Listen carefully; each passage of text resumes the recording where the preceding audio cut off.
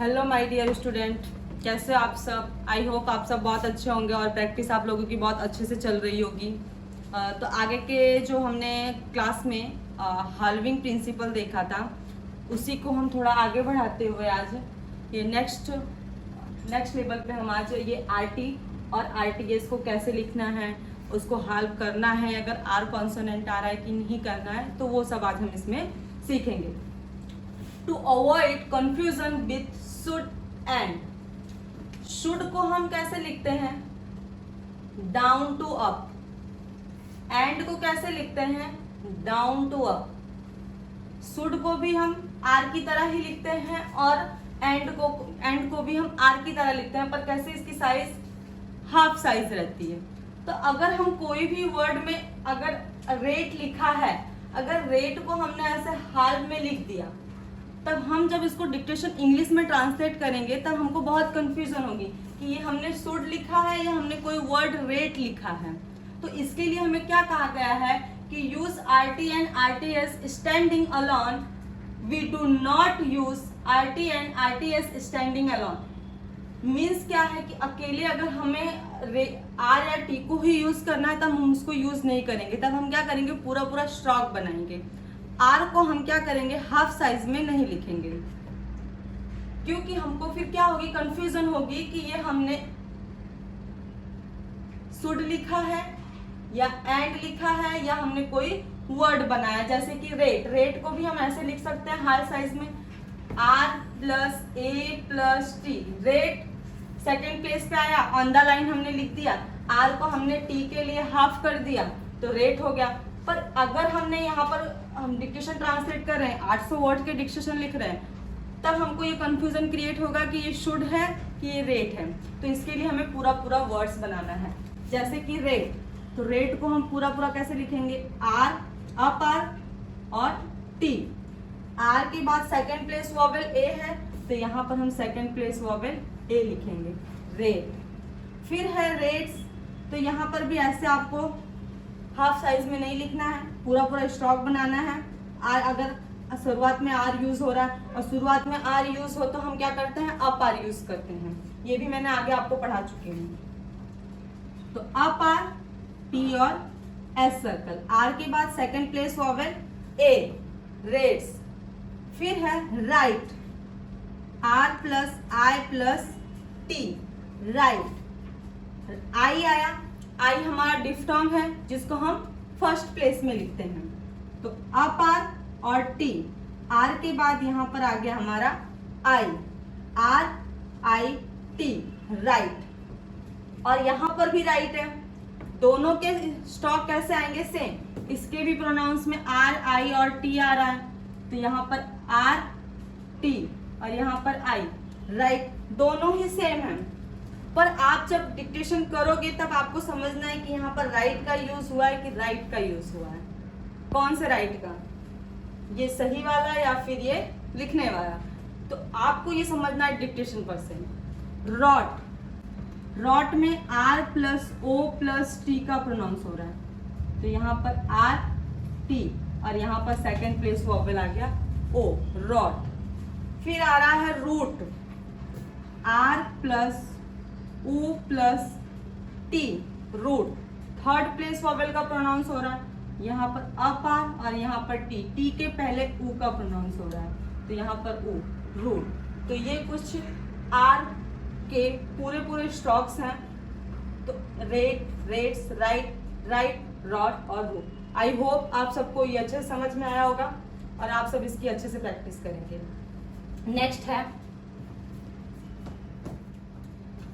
फिर नेक्स्ट ये कुछ वर्ड्स हैं जैसे कि fact, F plus A plus के प्लस टी का प्रोनाउंस हो रहा है, फैक्ट। सेकेंड प्लेस वॉवेल, तो यहाँ पर हम लिखेंगे एफ के और टी, एफ के टी। एफ के बाद सेकेंड प्लेस वॉवेल आ रहा है ए, फैक्ट। फिर है इफेक्ट, इफेक्ट में second place vowel E plus F plus A plus K और प्लस टी का प्रोनाउंस हो रहा है, इफेक्ट। तो हम क्या करेंगे, यहाँ पे एफ के और टी, एफ के पहले ई का प्रोनाउंस हो रहा है और एफ के बाद सेकेंड प्लेस वॉवेल ए का प्रोनाउंस हो रहा है, तो तो यहाँ पर स्मॉल डॉट आएगा, ई के लिए स्मॉल डॉट यूज करते हैं यानी कि लाइट डॉट यूज करते हैं, और ए के लिए हम डार्क डॉट यूज करते हैं।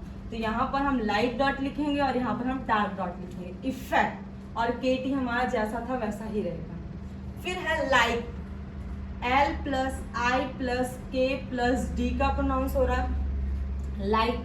तो यहाँ पर हमारा आएगा L, K और D। यहाँ पर भी हमने पूरा स्टॉक लिया है। क्यों? क्योंकि जहाँ पर हमको समझ में ना आए, अगर हमने इसको हाफ साइज में लिया होता F, और यहाँ पर हमने क्या किया, F पूरा लिया और K को हमने ऐसा लिख दिया, तो हमको यहाँ पे समझ नहीं पड़ेगा कि यहाँ पर KT है या K पूरा स्टॉक है। जहाँ पर ऐसा कंफ्यूजन हो वहाँ पर हमको पूरे स्टॉक्स ही लेने हैं, वहाँ पर हमको हाफ लेंथ में नहीं लिखना है। अब जैसे लाइक्ड, तो लाइक्ड में भी L के साथ ये K चला गया, तो अब ऐसा लग रहा है कि ये L ही है, यहाँ पर K यूज ही नहीं हुआ है। तो आपको क्या करना है, K भी लिखना और D भी लिखना है, तब इसको हाफ लेंथ में नहीं लिखना है। जहाँ पर भी कंफ्यूजन क्रिएट हो वहाँ पर हमको क्या करना है, पूरे वर्ड्स लेने हैं। L के बाद first place vowel diphthong, first diphthong हमारा I है, तो हमने यहाँ पर फर्स्ट प्लेस पर I लिख दिया, लाइक। फिर है मिनट, M, N और T। N के पहले I है, यहाँ पर ये भले थर्ड प्लेस में आ रहा है पर हम उसको थ्रू द लाइन नहीं लिखेंगे। M, N हुआ, K हुआ, इसको हम थ्रू द लाइन नहीं लिखते हैं। तो ये थर्ड प्लेस स्टार्टिंग हो रही है, तो हमने यहाँ पे N के पहले आ रहा है, जैसे कि M plus I plus N plus U plus minute, T plus minute, इतना ही प्रोनाउंस हो रहा है। तो N के पहले यहाँ पर I मिनट और यहाँ पर आ गया हमारा T।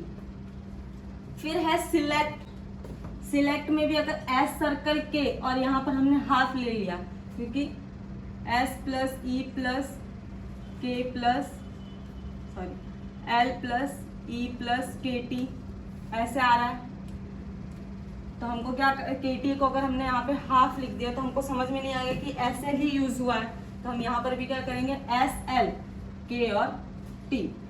सिलेक्ट, अब S के बाद E का प्रोनाउंस हो रहा है, तो S के बाद ही हम कहाँ पे लगाएंगे, ये अच्छे से जस्टिफाई नहीं हो पा रहा है, तो हम क्या करेंगे, L के पहले E है तो L के पहले यहाँ पर हमने E लगा दिया, लाइट डॉट। सिलेक्ट, और L के बाद क्या है, E है, तो L के बाद भी E लगा दिया, और यहाँ पर K और T का प्रोनाउंस हो रहा तो K लाइट में और T लाइट में, सिलेक्ट। फिर है टेरिटरी, तो यहाँ पर T plus E plus R plus I plus T plus U plus R plus I, territory. U का प्रोनाउंस हो रहा है ना कि O का, टेरिटरी। तो T R T R, T R T R, consonant लिख दिया। T के बाद second place vowel E, R के बाद थर्ड प्लेस, तो इसको हम क्या करेंगे, T के पहले है थर्ड प्लेस, तो थर्ड प्लेस यहाँ लगा देंगे T के पहले। टेरी, टरी, T के बाद सेकेंड प्लेस वोवेल U है, तो यहाँ पर हमने सेकेंड प्लेस वोवेल U लगा दिया। अब R के बाद थर्ड प्लेस वोवेल I है, तो I हमने यहाँ लगा दिया, टेरिटरी, TERI, टेरी, TURI, टरी, टेरी टरी। आई होप आप सबको ये समझ में आया होगा, और ज़्यादा से ज़्यादा प्रैक्टिस करोगे तो आपकी आउटलाइंस और भी प्रॉपर होगी। आज के लिए बस इतना ही, थैंक यू।